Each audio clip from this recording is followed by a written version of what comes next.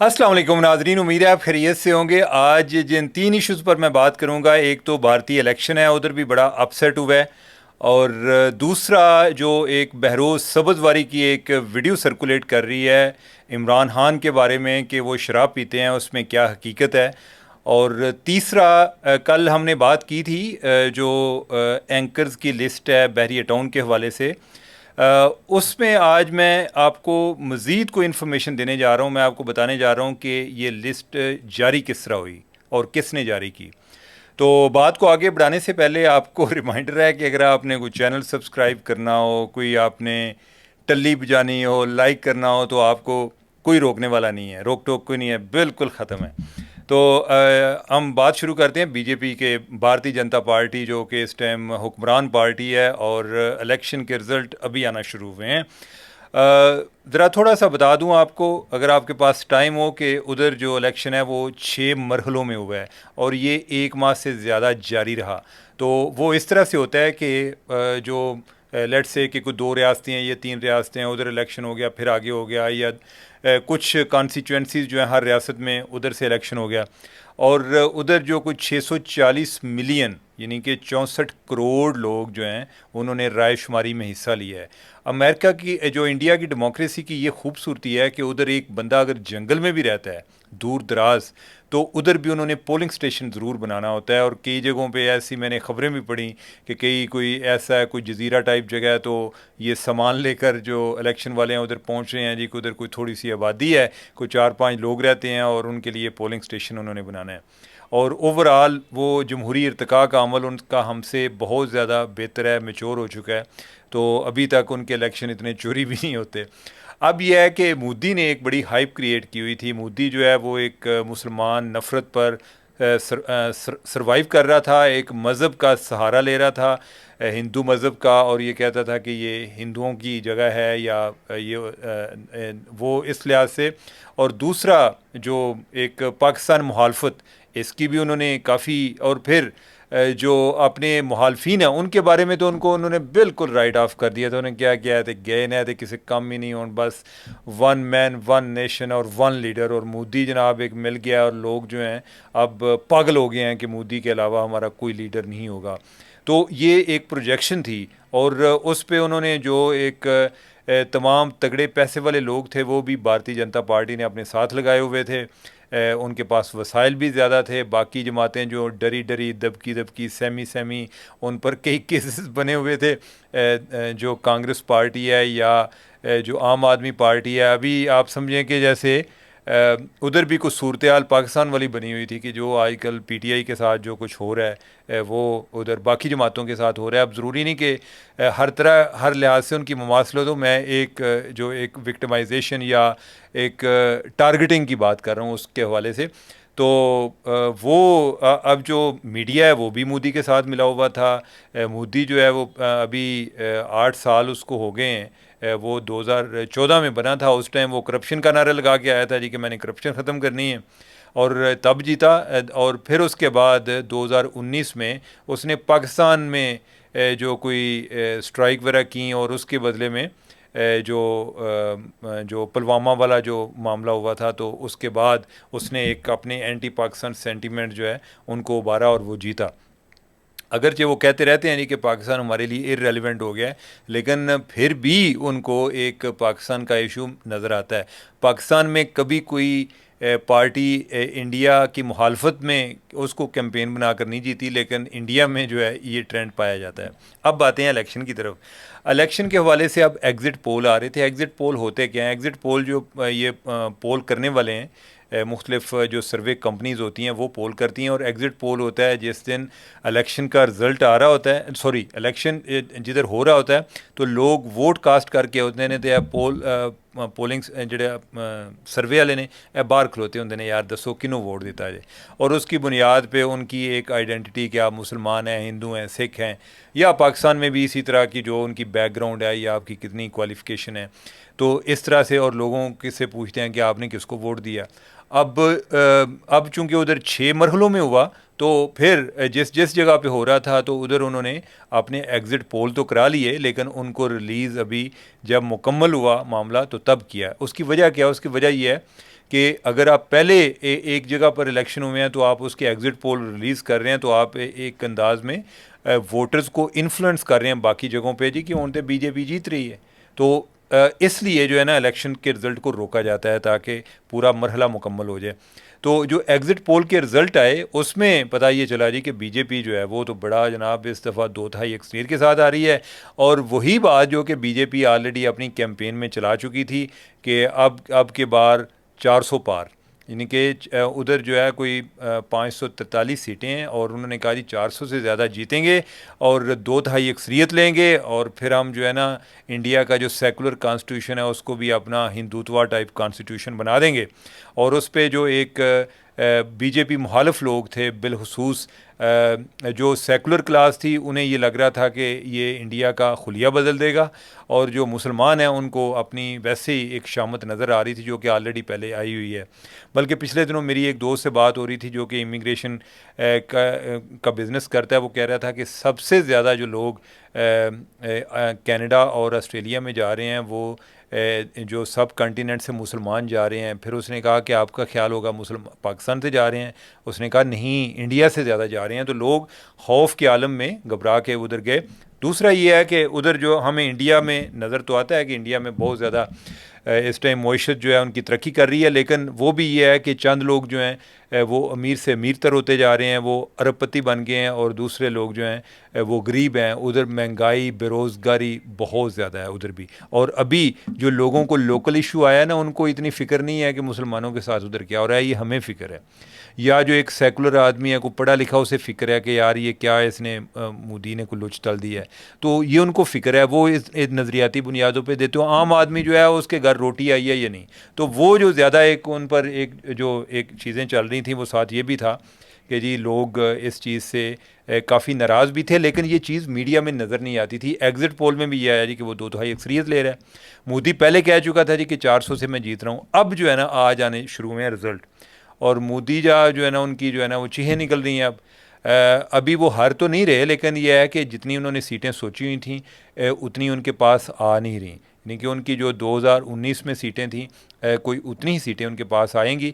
272 सीटें उन्हें चाहिए हुकूमत बनाने के लिए, लेकिन ये है कि लास्ट टाइम इनकी को मेरे ख्याल कोई 300 से कोई ऊपर थी। अभी भी कोई वो वाली सूरत हाल है, 2/3 वाली अक्सरियत 2/3 अक्सरियत वाली पोजीशन पर वो नहीं पहुंच सके। तो ये दूसरे अल्फाज में जो मोदी का जो अपसेट है ये उधर का 8 फरवरी है। जिस तरह इधर हमारे जो तजज़िये सारे जो प्रिडिक्शन है, कई लोग लड़ रहे होंगे ना, तुसी उदों जो रिजल्ट दिता सी भाई मैं केड़ा आप जो है जाके उधर कोई हलकों में जा रहा होता हूँ, मैं तो ये भी बता रहा होता हूँ ना कि ये किसकी प्रिडिक्शन है, किन्होंने काम किया है, ये हुकूमत का सर्वे है, ये कोई किसी ओपिनियन पोल है, वो भी मेरे नहीं होते। अगर वो भी सच्चे हो जाएंगे तो वो भी क्रेडिट उनको जाएगा, अगर डिसक्रेडिट वो भी उन्होंने दिया करो। तो अब इंडिया में भी जो है ना यही वाली सूरत हाल बनी हुई है। तो अब जो पॉजिटिव चीज़ है, यानी कि मैं as a stakeholder of democracy, मेरे लिए जो खुशी की बात है वो ये है कि मोदी को इसका गुब्बारा इसमें से हवा निकलना ज़रूरी थी। एक जगह पे जो एक नफ़रत के व्यापारी कामयाब होते हैं तो दूसरी जगह पर भी कामयाब होते हैं, फिर वो एक कामयाबी एक मॉडल बन जाता है। लोग कहते हैं कि यार नफ़रत बड़ी हार्ड सेलर है, हम भी वही काम करते हैं। तो ये बाकी मुल्कों में भी हो रहा है, हमारे यहाँ भी नफ़रत की सियासत बहुत हो रही है। तो लिहाजा मोदी को जो पंक्चर लगना है, ये जो उसको एक झटका लगा है, वो प्राइम मिनिस्टर बेशक बन जाए, लेकिन उसकी जो एक गर्दन में सरिया था वो अब निकल जाएगा। तो लिहाजा ये अभी रिज़ल्ट आ रहे हैं, फाइनल नहीं आए, लेकिन जो ट्रेंड आ रहा है उसमें यही है कि वो वाली जो बातें थी ना 2/3 लेने वाली, वो ठीक होती नज़र नहीं आ रही। हम अपने दूसरे टॉपिक की तरफ बढ़ते हैं, और दूसरा टॉपिक है बहरोज़ सब्ज़वारी को। आप तो जानते हैं उनको। अब जो है, यानी कि आपको पता है कि ये भी एक ट्रेंड है कि इमरान खान की सपोर्ट में हर बंदा कोई ना कोई ऐसी हरकत या बात करना चाहता है कि खान के यार तू ही चीता है मेरा। तो मेरे ख्याल कोई इसी तरह फरते जज्बात में आगे को बहरोज़ सब्ज़वारी जो हैं उन्होंने भी बात की। उन्होंने कहा जी कि वो किसी को कोई, मेरे ख्याल को पॉडकास्ट है ज़्यादा, तो उनकी एक जो वीडियो चल रही है छोटी सी, तो उसमें उन्होंने ये बात की है। उन्होंने कहा जी कि भाई जो है ना वो 804 यानी कि कैदी नंबर 804 जीतेगा वो सच्चा है। तो उन्होंने कहा जी कि मैं 24 साल से उनके साथ हूँ, शौकत हानम में मैं उनके साथ, मुझे काफ़ी काम करने का मौका मिला है। और उन्होंने कहा जी कि ये जो लोग उन पर कोकेन का इल्ज़ाम लगाते हैं ये बकवास है, वो कोकेन नहीं लेता। और बल्कि ये है कि हमने दोनों इकट्ठे बैठ के कई दफ़ा शराब पी है, तो वो तो एक ड्रिंक से ज़्यादा शराब भी नहीं पी सकता। तो ये झूठ बोलते हैं जो ये लोग बातें करते हैं। अब ये है कि उनका जो क्लिप है वो सुन के बड़ी एक हंसी भी आती है कि ये बंदा इमरान खान को सपोर्ट कर रहा है या कि उसको बदनाम कर रहा है। बल्कि किसी ने ट्वीट किया हुआ था कि जा सब्जवारी हूँ तू जड़ा ना PTI के हवाले कि वो तुझे खुद ही निपट लेंगे कि तुमने उनके साथ, उनके लीडर के साथ क्या किया है। अब जो दूसरी बात ये आती है कि वो शराब वाली। अच्छा, वैसे बाय द वे ये है कि आप किसी को पसंद करते हैं, नापसंद, इख्तलाफ या इत्तेफाक, मैंने कभी आज तक ऐसी बात नहीं सुनी शराब के हवाले से कि इमरान खान शराब पीते हैं। ये बहरोज़ सब्ज़वारी जो है, अगर ये वो कहता है जी कि वो भी सच्चा है इमरान खान और ये भी अपने आप को सच्चा तस्वर करता है, ये इन दोनों के दरमियान मामला है। मैं आज तक ये फ़र्स्ट बंदा है कि जिससे ये बात सुनने में आई है। हाँ, कोकेन के हवाले से जो है को बातें जो हैं इस तरह की चलती रहती थी। उनकी जो बेगम है साबिक रेहाम, उसने भी कोई अपनी किताब में लिखा था, और भी कई लोगों से को बातें इस तरह की सुनी हैं। लेकिन वो भी यानी कि मैं एक दूसरों की बात कर रहा हूँ, और चूँकि आज इन्होंने शराब की बात किया तो मैंने उसका जिक्र किया। मुझे उसके बारे में मेरे सामने तो नहीं पी इन्होंने, लेकिन ये बंदा जो है ये कह रहा है जी कि मेरे साथ पीते हैं। अब जो है इससे मुझे लग रहा था कि इमरान खान को कोई किसी की बद्दुआ लगी है।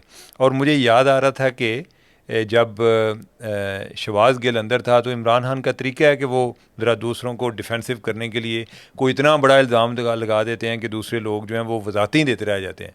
तो इमरान खान जो हैं वो अक्सर वो ये बात करते थे, वो कहते थे कि शहबाज गिल पर जो है ना जिनसी तशद्दुद किया गया है। तो अब शहबाज गिल जो है वो जब अदालत में पेश हुए तो जर्नलिस्टों ने पूछा जी कि इमरान खान ने कहा कि आप पर जिनसी तशद्दुद किया गया है। अब जो शहबाज गिल जो है, अब ये वो डिनाई करने की भी पोजीशन में नहीं है कि इमरान खान ने कह दिया। तो वो जो है ना वो फिर आएँ बाएँ शाएँ कि नहीं कि वो ये है या मुझे आगे से किया गया है या पीछे से नहीं किया गया। वो कोई इस तरीके से जो कोई उन्होंने कोई वजाहतें देते रहे।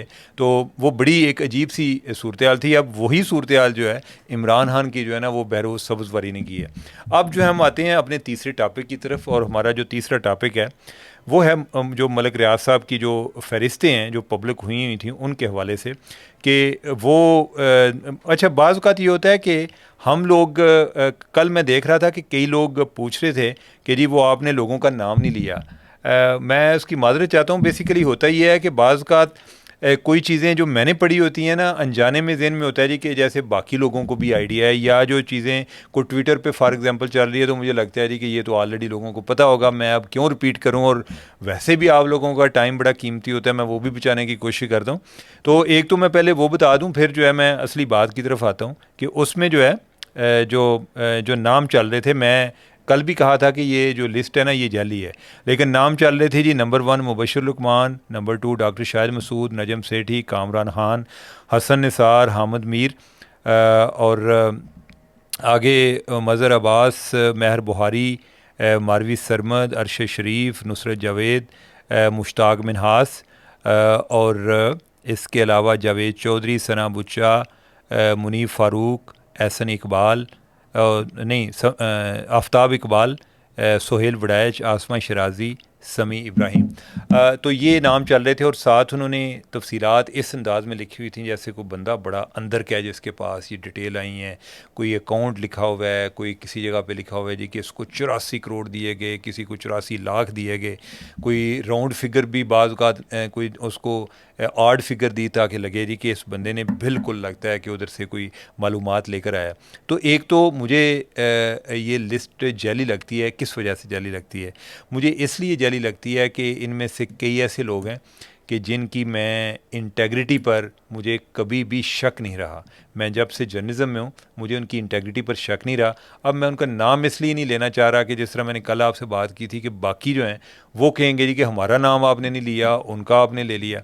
तो ये हैं, उस वजह से मुझे जाली लगती है कि ये लिस्ट असली नहीं होगी। यानी कि अगर कोई 2 नंबरी करने वाले भी हैं या होंगे तो उन्होंने किस शक्ल में फ़ेवर ली है, ये जो इस तरह के इल्ज़ाम इसमें लिखा हुआ है, वो मुझे कोई मुनासिब बात ऐसा नज़र नहीं आ रहा कि किसी का लिखा हुआ है जो रिसीव्ड 1 करोड़ का पता नहीं आगे क्या प्लाट इन बैरियर टाउन, टोयोटा करोला 2010 में दी थी, मनी ट्रांसफर्ड फ्राम कसब बैंक का आगे जो है कोई अकाउंट नंबर है। अब किसने जाके चेक करना है कि अकाउंट नंबर जो है वो असली है या नकली है। तो अब ये है कि हम इस बात पर आते हैं कि ये लिस्ट जो है ये रिलीज़ कैसे हुई। तो नाजरीन, ये बड़ी एक इंटरेस्टिंग स्टोरी है कि मैंने कल आपको बताया था कि ये लिस्ट जो है ये कब से चल रही है, ये 2012 से चल रही है।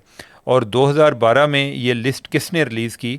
ये लिस्ट जो है ये आई थी जी 14 जून 2012 को पहली दफ़ा आई थी, और ये ट्वीट किया था बेसिकली डॉक्टर अवाब अलवी ने। डॉक्टर अवाब अलवी कौन है? जो हमारे अभी साबिक हो गए हैं सदर आरिफ अलवी, उनके बेटे, और ये जो पीटीआई के सोशल मीडिया के एक जो बानी हैं पीटीआई के, उनमें तस्वर किए जाते हैं। तो उन्होंने उस टाइम जो है ये की, और साथ उन्होंने एक फ़ेसबुक पेज का लिंक लगाया। उस पर जो है वो फिर हाल दुआई मच गई। फिर जो है लोगों ने उनको पूछना शुरू कर दिया, जो एंकर्स हजरात हैं उन्होंने कहा कि तेरी ऐसी जब जाएंगे हम किसी आपके ख़िलाफ़ केस करेंगे। उन्होंने फिर जो है, यानी ये मेरा अंदाज़ा है कि यही बातें हुई होंगी, क्योंकि मैंने कई लोगों को सुना, बशमूल अरशद शरीफ को, उसका कोई क्लिप सुना कि भाई मेरी अवाब अलवी से भी बात हुई है, तो उसने कहा जी कि मैंने कोई लिस्ट इस तरह देखी है। फिर उसने अवाब अलवी ने वजाहत भी की, उसने कहा जी कि भाई हमें ये बताया जा रहा है कि ये जो कोई डोबियस है, फ़ेक है, यानी कि फ़ेक का वर्ड उसने फिर भी इस्तेमाल नहीं किया, कि उन्होंने कहा जी कि डोबियस है। तो लेकिन ये है कि हमारा पीटीआई का इस लिस्ट के साथ लेना देना कोई नहीं है। मैंने जिस जगह से वो लिंक लिया था वो लिंक भी अब एग्जिस्ट नहीं कर रहा, यानी कि ये उनका बयान आया। अब ये है कि ये किसने की है, ये अंदाज़ा ही है, शक ही है कि पीटीआई वालों ने बनाई होगी, लेकिन ये तब से जो बनी हुई है, और ये शक किस बुनियाद पे है कि अवाब अलवी ने की है। अब अवाब अलवी का भी मैंने आपको बता दिया, वो कह रहे हैं जी कि मैंने तो जी उधर से उठाई है तो चला दी है, यानी कि मुझे उसका क्या पता। वो अपनी तरफ से कोई बहुत बड़ा एक वाटरगेट स्कैंडल ब्रेक करने जा रहे होंगे कि मैं बहुत बड़ा एक जनाब लेकर आ रहा हूँ, और मेरे पूरे ख़ानदान वाले लोग और इमरान खान सारे इस पर खुश भी होंगे। लेकिन ये है, उन्होंने इसकी तरदीद की है। अब ये लिस्ट जो है ना ये उस टाइम से चल रही है। ये अक्सर जब कोई मलिक साहब का केस हार्ड केस होता है ना, तो कोई ना कोई बंदा लिस्ट चढ़ा देता है। अभी भी जो लिस्ट है ये किस तरह चली है, मेरे कोई एक जानने वाले हैं, मैं उनका नाम नहीं लूँगा, तो उन्होंने मुझे बताया, उन्होंने कहा जी कि मैंने बेसिकली किसी को ये किसी एक ग्रुप में कोई शेयर की या किसी को भेजी कि यार ये वही वाली लिस्ट है, या कि यानी कि उसके पास आई तो उसने को भेजी कि ये वही वाली लिस्ट है जो 2012 में चल रही है। उधर से निकलती निकलती फिर ये है कि अब ये है ना कि देखें कि अब आपको भी नहीं पता होगा कि उस टाइम डॉक्टर अवाब ने ये लिस्ट ट्वीट की थी, तो कई लोगों को वैसे ही बोल चुका होता है, कई लोग फर्स्ट टाइम, अभी उन्होंने फर्स्ट टाइम देखी होगी, तो ऐन मुमकिन है कि उसी जोश में वो व्हाट्सएप में सर्कुलेट करती करती आगे ट्विटर तक आ गई है। तो ये जो झूठ है ना, इसकी पावर को कभी आप अंडर एस्टिमेट ना किया करें। इस पर इनकलाब आ जाते हैं। इनकलाब यानी कि ये है कि हुकूमतें टूट जाती हैं, इस पर जो मुल्क टूट जाते हैं। ठीक है, अभी वक्त मेरे पास कम है, फिर मैं आपको किसी दिन बताऊंगा कि झूठ की ताकत के हवाले से हम इसको अंडर एस्टिमेट करते हैं, और उस चक्कर में हम इसको इग्नोर करते हैं। इसको इग्नोर करना नहीं चाहिए, झूठे घर तक ज़रूर पहुँचा कर होना चाहिए। तो लिहाजा ये है कि ये बातें फिर कभी तफसील में, तो अभी तक के लिए इतना ही काफ़ी है। मुझे इजाज़त दें। अल्लाह हाफिज़।